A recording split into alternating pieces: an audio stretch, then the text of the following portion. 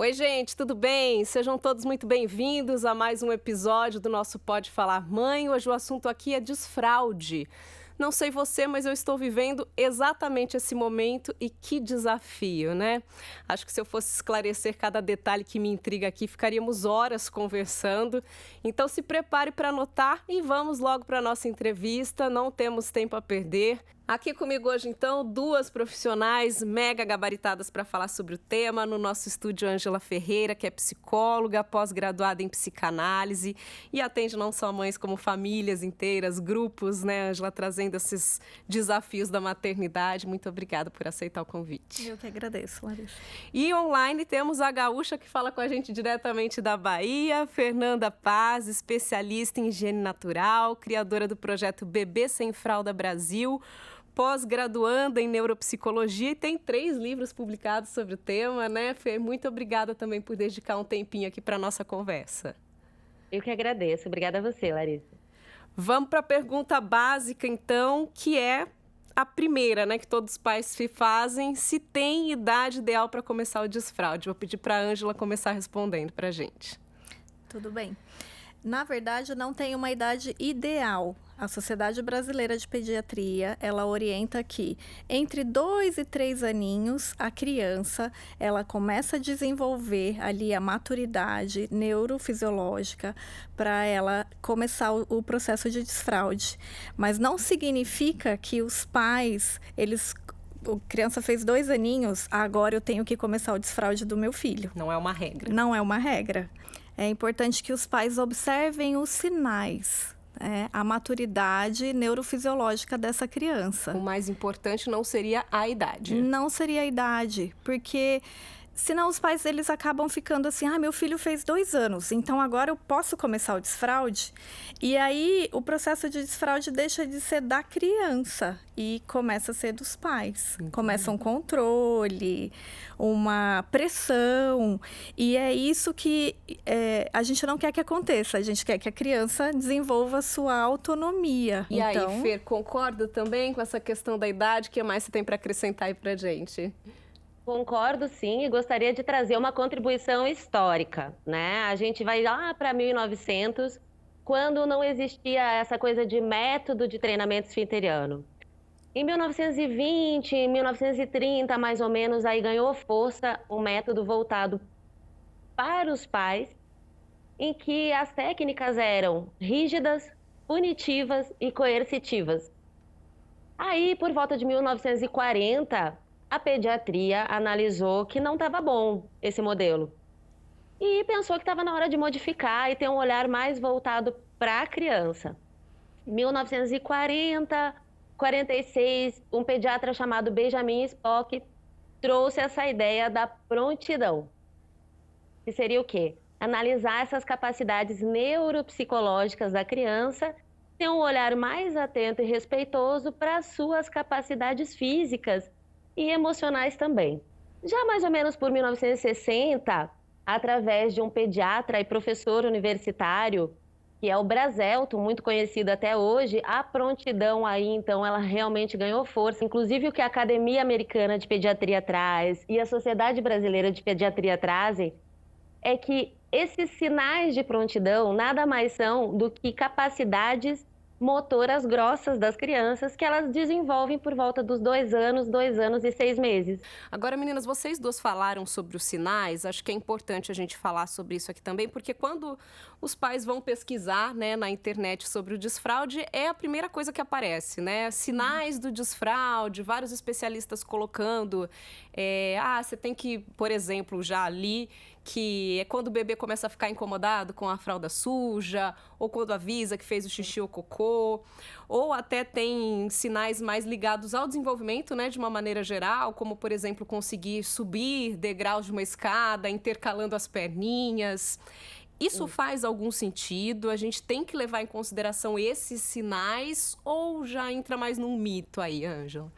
Não, é importante levar em consideração, sim, mas esse é um desenvolvimento motor, né? Subir dessa escada, sentar de cócoras, Agora, a criança, é importante que ela também nomeie as partes do corpinho dela. Então, os pais podem levar em consideração, sim, mas não significa que, bom, meu filho agora já sabe subir e descer a escada, ele já está pronto para desfraldar.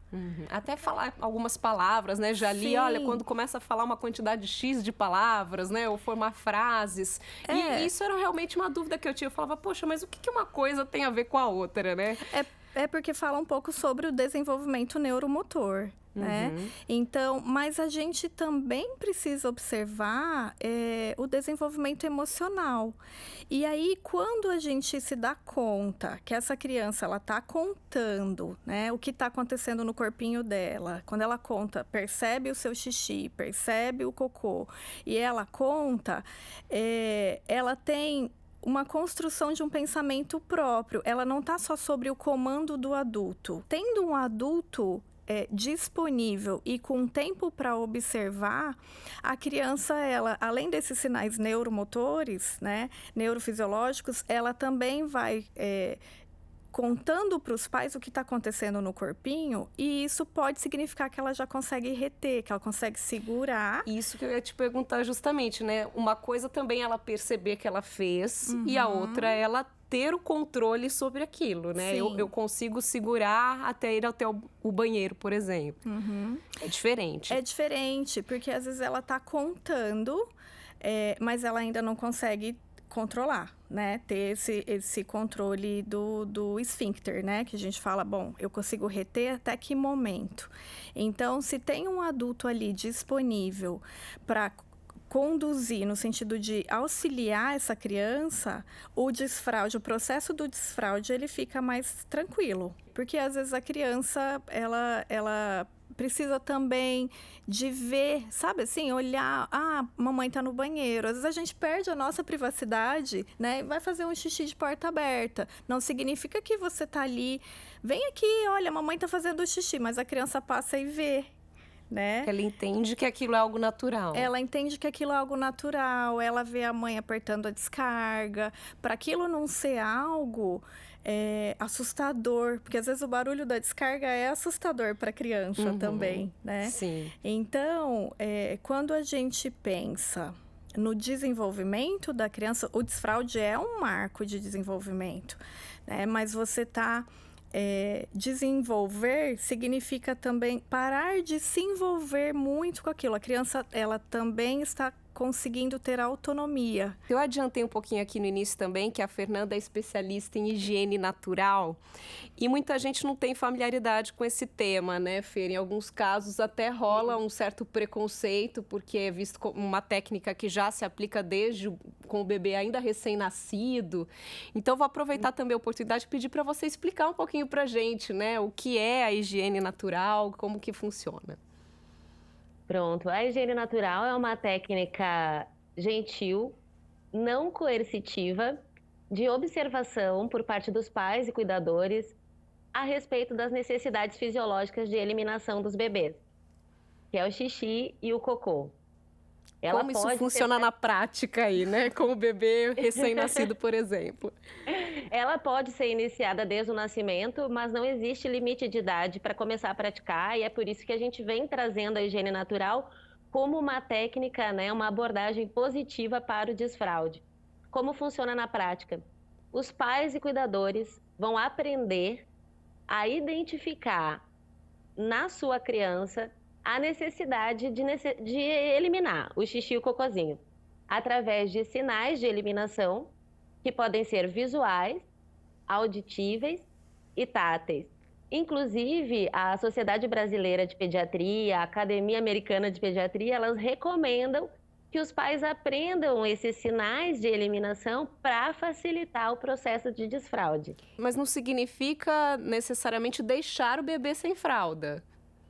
Pelo contrário, né? Inclusive, a manutenção da fralda ela é importante para o desenvolvimento da criança hoje, que a gente precisa levar em consideração os dias atuais. Sendo uma técnica ancestral, nós precisamos adaptá-la aos dias atuais. Então, as fraldas são nossas aliadas, né? E deixar a criança sem fralda pode acabar tendo um efeito rebote, que é o quê? Essa criança se sujar com seus excrementos, naturalmente travar os seus esfínteres e passar a reter por mais tempo.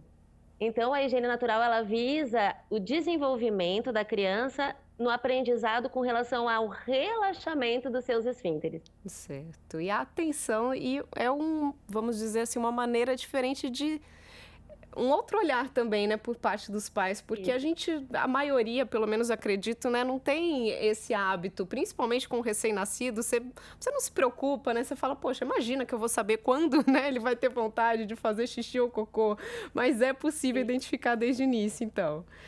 Totalmente possível. Os pais, eles aprendem a identificar quando uma criança tem fome, quando ela tem sono. E com o advento das fraldas, que é um produto moderno, da indústria moderna, a gente meio que colocou um tapa-visão. Então, a gente ignora esse processo e a criança, às vezes, está ali nitidamente sinalizando, mas a gente não imagina que aquilo é um xixi, um cocô. Com certeza. Eu acho que pior, né, do que não saber o momento, é não saber como conduzir também, né, esse desfraude. Então, acho que é importante a gente já partir aqui para algumas dicas do que fazer e principalmente do que não fazer, né, Ângela? Você já comentou a questão do banheiro, da criança já se familiarizar com o ambiente, a gente preparar esse ambiente. Então, a primeira coisa faz diferença o pinico ou a privada? Isso vai de cada família?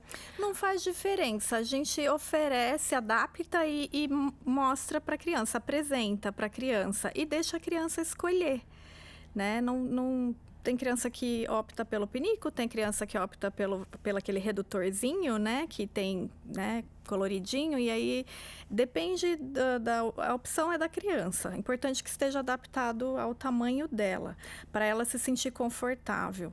Assim como as roupinhas.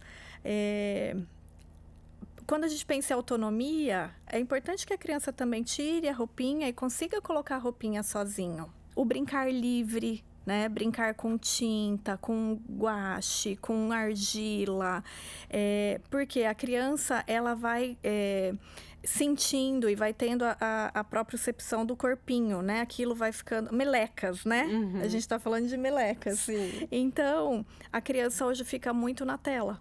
A gente sabe disso, né? E às vezes tem até o medo de se sujar, né? Que é uma outra coisa que pode atrapalhar bastante no momento do desfraude, né? E pensando no desfraude, essa criança já pode ter aprendido a comer sozinha, né? Então, ela pega a comida, deixa a criança fazer tudo isso sozinha, também faz parte, né, da evolução dela, né? Então, esse brincar livre nessa época aí do desfraude, ele é super importante. E tem alguns livros que depois eu posso te passar também para você colocar, que eles são muito lúdicos, né? Mas não precisa necessariamente ler quando a criança começa o desfraude. Isso pode começar a ler com a criança antes, para ela começar a se familiarizar com as palavras, né? E aí, aquilo não ser uma pressão. Sim. Aí até você falou do livrinho, vou contar a minha experiência aqui. Vocês duas me digam, por favor, onde eu errei. Porque, assim, a minha filha, ela começou a se interessar. A gente comprou o piniquinho, mostrou, e ela começou a avisar. Então, em alguns momentos, ela chegou até a fazer o xixi no pinico. Então, ela ficou super curiosa, ela gostou daquela novidade.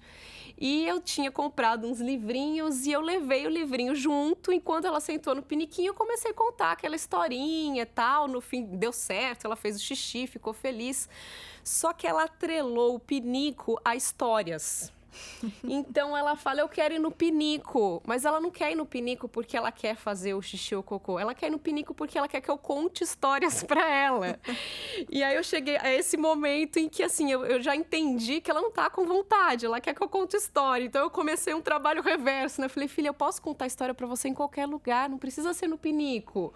Vamos lá na cama. Agora eu consegui desatrelar um pouquinho isso, mas foi difícil, porque por um bom momento, ela atrelou uma coisa a outra. Ela me falava que queria ir no pinico, mas na verdade que ela queria que eu contasse historinhas. Então, onde que eu errei, gente? Por favor. Eu penso, em primeiro lugar, que não existe certo e errado. Existe o que é possível e o que está dentro das nossas capacidades, possibilidades e limitações. Se a gente for pensar pela teoria do apego, em que se indica que a criança tenha um adulto, um cuidador para o apego seguro, que traz as respostas, que traz o acolhimento, né, o toque físico, o apoio emocional, atrelar o pinico a esse momento de conexão não é de todo negativo, né? Então, na verdade, o que se precisa fazer é ir atrelando esse pinico para outros momentos necessários também, e esses momentos de conexão também para outros momentos necessários. Desde cozinhar e dar uma colher para a criança mexer alguma coisa, né? Caminhar mais junto, conversar mais, ter momentos de conexão antes, durante, depois do banho, né? E aproveitando o adendo para que a gente está falando sobre autonomia, a autonomia não pode ser confundida com autorresponsabilidade. Então, a criança ela desenvolve autonomia para aquilo que ela conhece, para aquilo que se desenvolve junto com ela, o uso dos utensílios, o uso do banheiro, o uso do pinico, o poder se concentrar para uma história.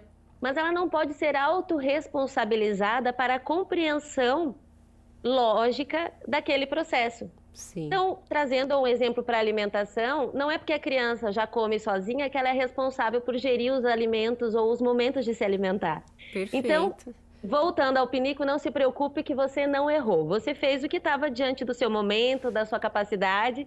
Já está achando formas aí de mudar e está tudo certo. Tá certo, agradeço. Vou pedir, aproveitar, a Fernanda até adiantou um pouquinho a questão do deixar sem fralda, que poderia até ser um problema, né, Fernanda? E a gente escuta muito isso também, né? Aproveita que é verão e deixa sem fralda, deixa sem calcinha, deixa a criança fazer e ver que ela se sujou e aí ela vai perceber. Isso é um erro, né, Ângela? É um erro porque o verão, a única diferença é que a criança usa menos roupa, né? Então, o que pode ajudar é que a criança usa menos roupa, mas a criança pode dar sinais de desfraude em pleno inverno e ter um adulto disponível ali para auxiliá-la e desfraldar no inverno, né? Fê, você comentou que pode ser, inclusive, trazer um trauma para a criança, né? A criança está acostumada com aquela fralda desde que ela nasceu. De repente, ela vai fazer um xixi ou um cocô e se vê completamente suja. O que isso pode impactar no psicológico dela, Fernanda? O que essa criança aprendeu? A fazer xixi e cocô sem auxílio, sem interferência, se sujar com os seus próprios excrementos e desenvolve até um apego seguro com a fralda. Quer dizer, o cocô, por exemplo, ela faz quietinha, fica quentinho, fica ali. E o que os pais e cuidadores fazem quando vão trocar a fralda? Que fedor, essa menina tá podre. Tira tudo, limpa, tira do campo da visão da criança, embola e joga fora. E aí, quando chega o verão, imagina que vai ligar e desligar um interruptor nessa cabecinha e essa criança vai entender isso do nada, sendo que ela tinha aquele conhecimento, né? Então, isso pode gerar a sensação de insegurança, pode fazer com que a criança passe a reter suas eliminações, que não é o nosso objetivo. Ela pode se sentir também errada, porque toda vez que ela elimina, tem aquela atenção voltada muitas vezes com reforço negativo, né? Que o pai e a mãe querem dizer que ali não é o lugar, que não está certo, que já falou. Então, a ideia é a gente não usar a parte do raciocínio lógico dessa criança, e sim os instintos primitivos. Essa questão do desfraude coletivo, que é uma coisa que a gente vê muito, né, nas escolas, chegou o momento do desfraude, aí quer desfraudar as crianças todas de uma vez. A gente já está dizendo aqui desde o início, né, cada uma tem seu tempo e a comparação, quando a gente fala em criança, também é uma coisa muito negativa, né? É um grande erro das instituições, é mais uma pressão para a criança, o desfraude coletivo, né? Então, às vezes a gente precisa sugerir aos pais trocar de instituição quando isso acontece. Sim. Mas a escola, ela pode ser uma aliada, né? Ela pode ter, se é uma escola que respeita, essa comunicação com os pais, ela vai só contribuir para que as crianças sejam livres e comecem o desfraude em casa ou na escola. Então, quanto mais a gente puder divulgar que o desfraude coletivo é um grande erro e pode traumatizar uma criança, inclusive, por causa dessas comparações, nós precisamos divulgar. Perfeito. E se policiar com as nossas reações, nós como pais, né? Como a Fernanda também falou, não reagir de uma maneira, poxa, você fez aí, você fez de novo, né? Não ter esse ar de repreensão, né? A criança tem que entender também que ela está aprendendo, né? O lúdico, né? A Fernanda falou uma coisa muito interessante. que os pais tiram da visão da criança. Por que não brincar de jogar o cocô na privada e dar descarga, né? Isso ajuda muito mais quando ela iniciar o processo de desfraude do que tirar da visão, embolar, jogar fora, né? Não pode ter esse cheiro ruim aqui, não pode a criança nem ver o que saiu do corpinho dela, Sim. né? Então, estar atento é também fazer essas brincadeiras, né, com o que sai do corpinho da criança e não a retaliação, a repreensão. Quando a gente pensa no processo de desfraude, tem uma relação também com a criança e o adulto. A gente tem que pensar nessa relação até com relação à separação, né? Tem uma parte da criança, que ela está se desenvolvendo, criando a autonomia dela, e uma parte desse adulto que precisa autorizar essa criança, que não vai mais precisar tanto assim desse adulto. O adulto acaba se tornando desnecessário, né? Então, eu vejo que tem alguns pais que não estão prontos para essa separação. Perfeito. Não é a criança que não está pronta. Os pais também têm que estar prontos, né? Para tudo tem esse desafio também, né? Quando a gente fala em maternidade, né? Um desafio não só para a criança, mas para os pais também. Sim. Meninas, nós já estamos caminhando para o fim aqui da conversa. Rende muito, né? Quando a gente fala, passa tão rápido. Nós vamos voltar a falar sobre isso em outros episódios, até porque a gente nem entrou, por exemplo, no desfraude noturno, né? Que é uma outra questão, acho que rende um episódio inteiro aqui. Vou pedir, então, só para vocês concluírem, cada uma trazer uma dica final aí, né? Um recado para os papais que estão passando por esse momento de como começar de leve. Fer, acho que você pode concluir aí a sua participação primeiro, então, trazendo um recadinho aí para os pais que estão ouvindo a gente. Pronto, então tá. Gente, para dirigir a gente faz autoescola, para casar tem a escola de noivos, para poder se formar a gente passa pela universidade e para ser pais a gente vai no automático. Isso tem desencadeado uma série de problemas. O desfraude sem preparo para o futuro pode desencadear a enurese noturna, que é o xixi na cama, a encoprese, que é a perda de cocô, ou a retenção e recusa de eliminar as fezes, né? E muitos problemas de ordem de disfunção vesical e intestinal. Então, se a gente parar para pensar que as eliminações estão relacionadas com o sistema nervoso central da criança, com o seu neurodesenvolvimento, né? Psicológico, emocional, fisiológico, né? Comportamental, e pensarmos nisso de uma maneira com maior responsabilidade afetiva e comportamental, é muito importante que os pais e os cuidadores procurem sempre um auxílio médico, conversem com seus pediatras e se informem. Muito obrigada, viu, mais uma vez pela participação. Ângela, seu recadinho final aí pra gente. Estejam disponíveis. É um recado para os pais. Estejam disponíveis, principalmente para deixar a criança crescer, para deixar a criança se desenvolver e acreditar que a criança consegue também. E colocar, né, essas brincadeiras, colocar muito lúdico, aproveitar os livrinhos, né, que também colocam a criança no mundo da fantasia, da imaginação, mas a disponibilidade dos adultos, eu percebo que faz uma diferença enorme nesse processo de desfraude da criança. Com certeza. Paciência também é a palavra que vale para sempre, né? Para todos os momentos. Obrigada, viu, Ângela, mais uma vez. Obrigada, meninas. Um papo muito bom. Muito obrigada. A gente fica por aqui, então, lembrando que se você gostou do conteúdo que viu e ouviu, compartilhe, curta, siga o nosso podcast nas plataformas de áudio, se inscreva no nosso canal no YouTube e lembro sempre que todos os detalhes você encontra na nossa página podefalarmãe.com.br, também no Instagram, @podefalar_mãe. Muito obrigada e até a próxima.